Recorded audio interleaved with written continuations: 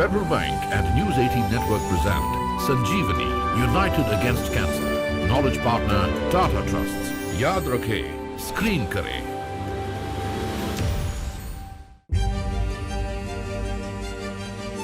The National Sanjeevani Convention brought together artists, oncologists, nutritionists, fitness experts and corporate leaders, all united to strengthen India's fight against cancer.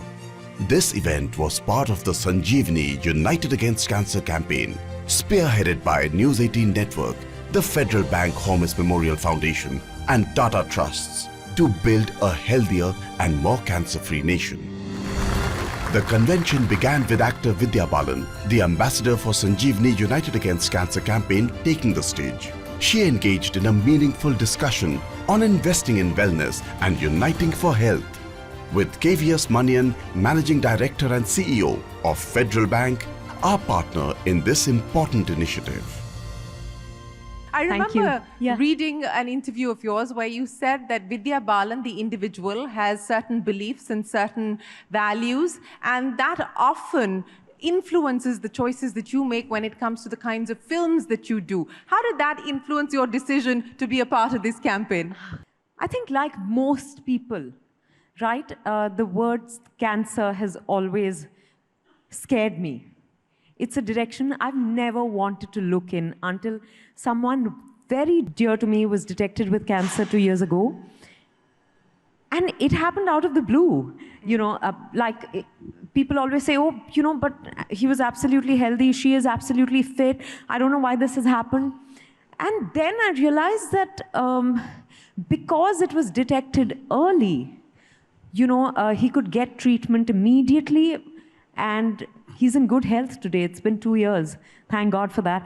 And I just felt like, oh, if I realized it's not as bad as we make it out to be. The stigma, the fear around cancer is so huge that it often blinds us to the reality of it. You know, to the fact that regular screening and therefore early detection can make all the difference. Which is why when Network 18 came to me with this campaign, I felt like, oh my God, this is something I need to do. It almost felt like I'm being called upon to do this, post this personal experience I've had.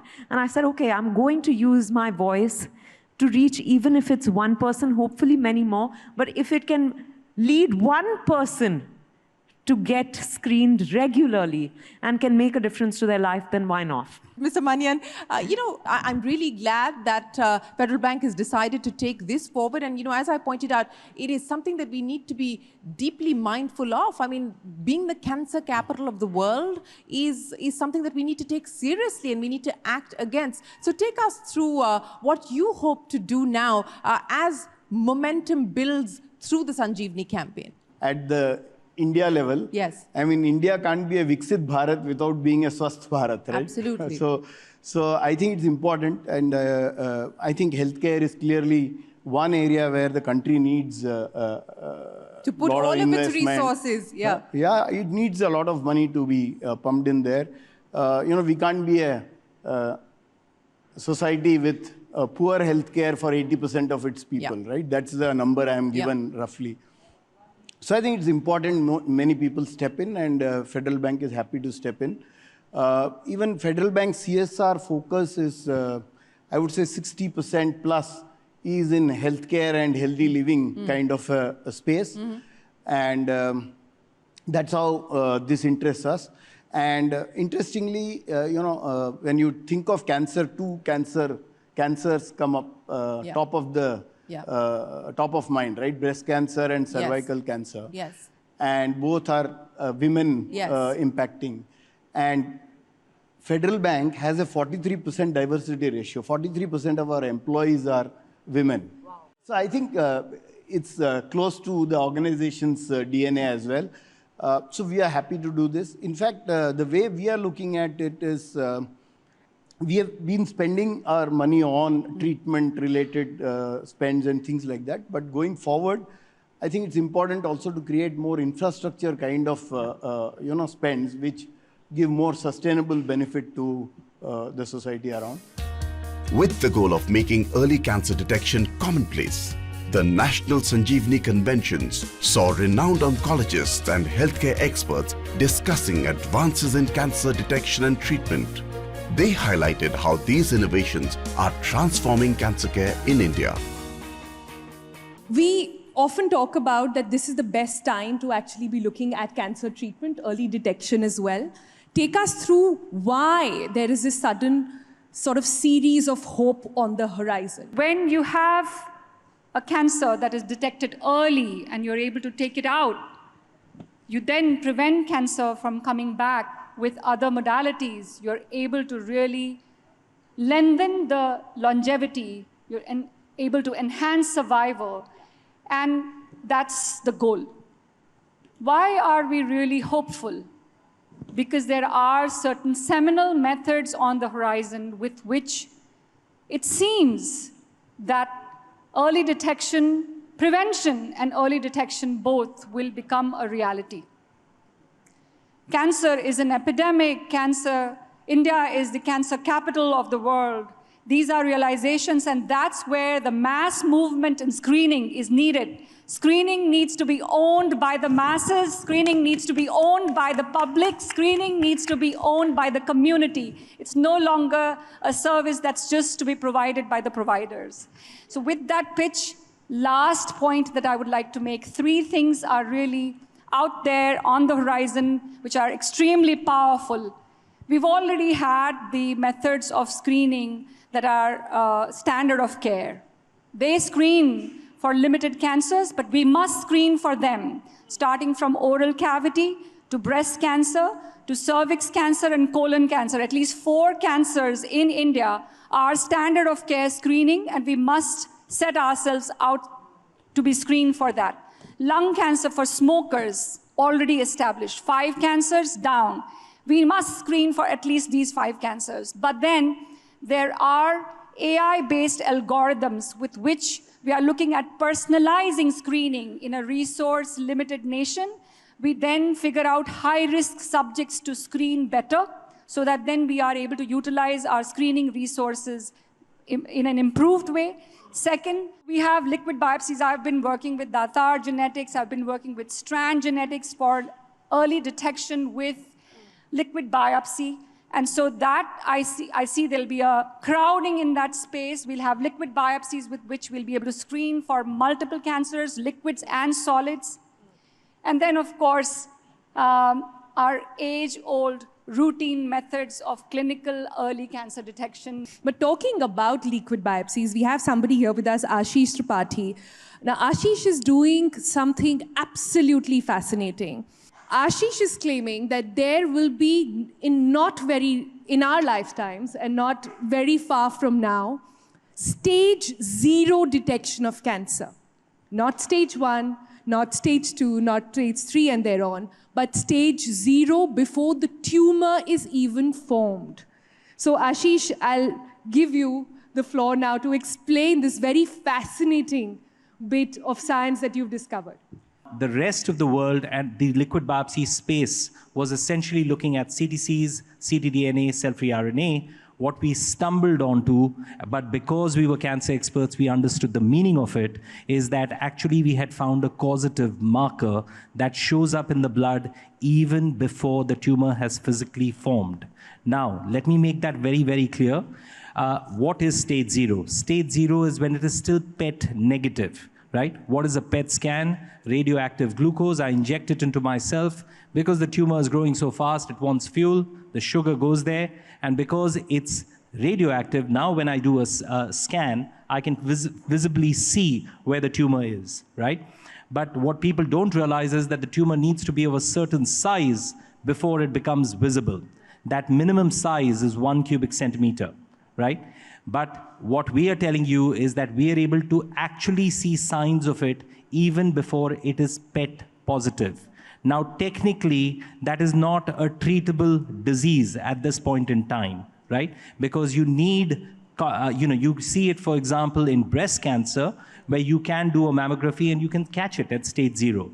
But there is no such test for every type of cancer. There are 200 types of cancer, 3,000 subtypes of cancer. The beauty of our test is that we are able to actually give you a risk assessment that you're getting close to stage 1. In India, what is your sort of diagnosis, so to say, on where we are and the current state of affairs on early detection, and how exactly does that help with treatment?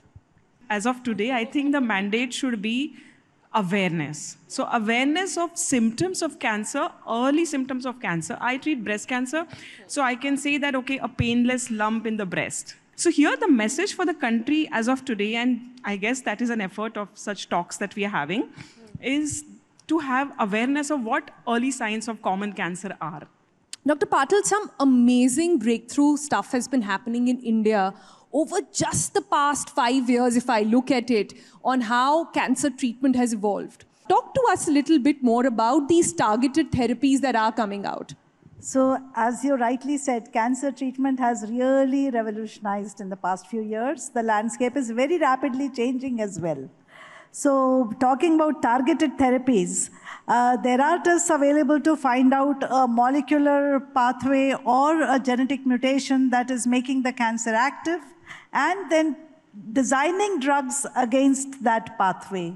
So that is what is targeted therapies, and there are oral medications available, there are injectable medications available, and this has really revolutionized the way we treat, say, lung cancers. They are treated by oral medications, breast cancers, which are attacking a target on the breast cancer cell.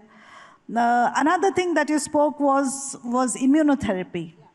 So immunotherapy is what the drugs that are given to the patient, which empower or boost up the body's natural immune cells. And these immune cells can then go and find the cancer cell in the patient's body and kill it. So it is kind of honing and empowering your own immune system to boost and go and kill the cancer cell. Federal Bank and News 18 Network present Sanjeevani, United Against Cancer. Knowledge partner Tata Trusts. Yaad rakhe, screen kare. Eminent author and former diplomat Amish Tripathi, a dedicated advocate for cancer awareness and treatment, graced the National Sanjeevani Convention with a moving keynote address. Inspiring hope, his voice underscored the importance of our collective efforts against cancer. Our family also bears the scars. I think practically all of us have borne of losing someone we love to cancer. And the key thing in that is it is such a horrible disease. You see that disease just wearing the person you love down. We lost our brother-in-law, Himanshu Roy. He was a police officer, and cancer had recurred in him after 16 years, which normally doesn't happen. It first been attacked by cancer in 1999, and it came back after some 16 years. And he was telling us this thing that the problem with cancer as compared to any other disease, it's an invasion from a virus, a bacteria, an invasion from outside. The problem with cancer is that it's a civil war within your own body. It's your own body that turns against you. It's some of your cells which turn against the rest of your cells. They don't know when to stop growing. And that is the real problem with cancer. When you catch it too late, when the civil war is already too far ahead, you have to catch it early. When you catch it early, you can stop it before it becomes serious. You have the weapons to kill them. All our oncologists have it already. The key problem is they don't know where to attack. And that is the insight that Ashish's and Dad's company have brought in. They provide the information and the intelligence. And that is the key fight. And what Dr. Limai was saying is so right, early detection. It's providing the intelligence and the information so that the oncologist can do what they must do and catch it early. And all of you who have lost people to this horrible disease and you have no idea what to do about that grief, trust me, this is the best way to get that grief under control. Ensure that what happened to someone you love does not happen to anyone else. Do all that you can. And for that, I thank Sanjeevani. I thank this wonderful task that they are doing. I thank our oncologists, ma'am, for all that you do. And I am honored that I am a brother to Ashish and to Anish Dada, who drive this company, who are fighting this battle as well, carrying on the legacy of what our father wanted to do. What happened to Himanshu will not happen to anyone else. A panel of experts explored the recipe for a healthy life as they gave advice on health, nutrition, fitness, and mental well-being at the National Sanjeevani Convention. In a nutshell, if you had to tell somebody who's just getting started on eating right, what would you tell them? In a nutshell, if I were to give you what you should do in nutrition, it is to give the body what the body needs and not what your tongue needs or what your mind is being told that should be given. Okay, food is not calories in, just like exercise is not calories out. Food is survival. And the human body, in basic human physiology, was meant to be fed in the most basic, balanced plate, where all foods are your friends, including carbohydrates, proteins, fats, vitamins, and minerals. And any diet that skews this balance is trying to sell you a buck, is trying to sell you a product aisle, which is primarily made for keto or Atkins, and the list can go on, right? At this stage, what is your sort of view on how do we draw in more people to stay active, since that seems to be the central word here, regardless of what routine you follow? All adults above the age of 20, 92% of them are inactive. When they say inactive, the definition says at least 2 kilometers of movement in a day is called active. They're very striking stats which came across. And that's a large population, and I can relate to when we hear about India being the diabetic capital of the world, we heard India being the cancer capital of the world. It just goes to show the magnitude of challenge which is in front of us.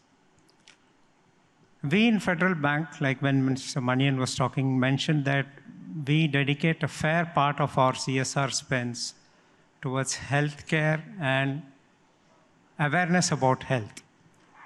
And how have we been doing it? To answer your question about how do we increase the awareness, running is one form of exercise. You know, each one can choose what works for them. It can be different for different people. But what we have been trying to do is associate with bodies and organize running events in tier 2 cities. The idea is to increase the awareness about being active and fit. And a large part of the people who participate are those whom we want to come in for the first time into this. It's okay if they walk 3 kilometers or 5 kilometers. We want them to get out, move, just do something, walk. It's about, like what was said earlier, easier said than done, get up, get out. When people are looking at what do we do today, because let's face it, having good health, having good food today is a luxury that not everybody can afford. We are not just looking at celebs, but these are people who are going to work, have meetings, have to pick up kids. In the middle of all of that, have to figure out how to stay fit, how to eat clean, how to eat right.